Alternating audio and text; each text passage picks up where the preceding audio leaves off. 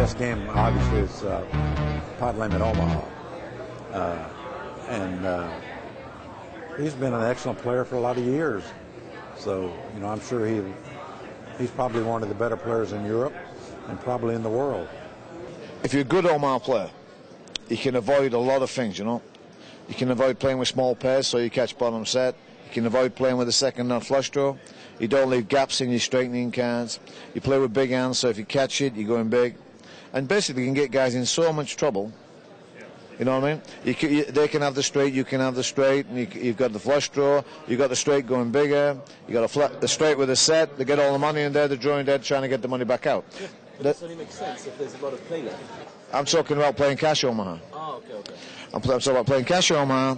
If you're a good player, you know, you can have them in such bad shape, these young guys, you know, don't really know what they're doing, and you can take as much gamble out of the game as you want. Now, you know yourself, in Oldham, it's very difficult. You've got two kings, and somebody's moved all in. You've got ace king. There's a lot of times you've got to put your money in there, and you're not quite sure where you're at. But not only that, you're on an even money chance of coin flip. Now, in Omaha, it's very seldom that you have to get your money in there on a coin flip. You know, you can get your money in there if you're really playing good and you're playing strong and tight. You get your money in there when you've got them in terrible shape. You know yourself, it's hard to get them in terrible shape at Oldham before, you know, because most of the time they get the money in before the flop. You know, I mean. That's my opinion. I mean, obviously, if you get young lunatics playing online Omaha or playing in a cash game Omaha, then there's more gambling in the game because they want to get all the money in before the flop. They want to get as much in as they can. But, you know, you don't have to play like that. I mean, I played a guy heads up in Paris, an Irish guy, for the European Cup, and Alan Betson was stood behind me. He was a great Omaha player. And he says to me, he says, Devilfish, you never give the guy a chance. And I never.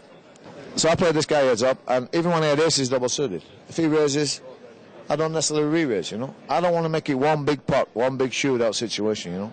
And that's the way I am. When I play somebody heads up, I want small pots, I want to chop away. Now, you know yourself, you can't do that in Oldham, because you can chop away, then all of a sudden you heads up, you find two queens. For instance, like I did when I played in the last poker million against Donica Day in the final, he found two aces. What are you going to do with two queens heads up? You can't chop away, you got to get your money, right? Yeah. So that's my point. That's why sometimes in Oldham it can come to a lot more luck. Oh, you want to speak? Yeah. Oh, sorry. You never give me a chance. Excuse me. It's okay, no problem.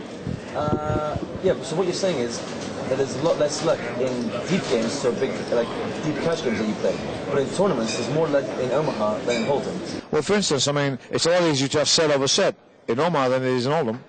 You know, you got four cards. So, for instance, there's the one, for instance. But also, you get all the guys in there with the king flush draw, you got the nut flush draw, they got the ass end of the straight, you got the real end of the straight. For example, it's late stage tournament now. Late stage, it's different. I agree. So there's more luck then, right? Yeah. Once the blinds get big, you know, it's like in any form of poker you play. When you get to a final table and the blinds get big, you don't matter whether you're playing 7-card stud, which is another very skillful game, or you play in Omaha, or you play in Oldham. If the blinds get big and they turn it into a crapshoot, well then, I mean, I finished third at the World Series 2 years ago in the Omaha, and I got my money in with the best hand, but the point is, they made it into a crapshoot situation. You know, they made the guy, so he had to call, you know, with a marginal hand, you know, and he managed to win it. If you're playing in an Omaha tournament, early on, you get 20,000 chips, and the blinds are 25-50, you can sit back, you know what I mean?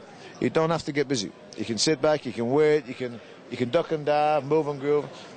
That's what my point is. Now, in Oldham, you can't do that. In Oldham, you find two aces, two kings, two queens, there's a raise, a re-raise, pop. You know what I mean?